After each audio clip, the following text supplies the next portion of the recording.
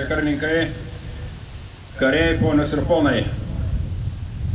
Šiandien kaip niekada esu laimingas Lietuvos pilietis ir Lietuvos kariuomenės vadas, kuris mato tokią didelę tarptautinę rikiuotę.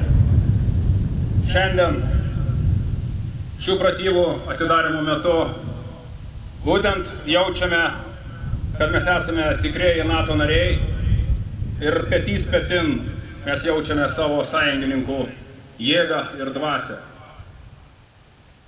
Kai rytų Europoje vyksta neramus įvykiai, aš manau, yra labai svarbu žinoti, kad mes nebesame vieni ir galime džiaugtis, kad mes esame būtent NATO nariai.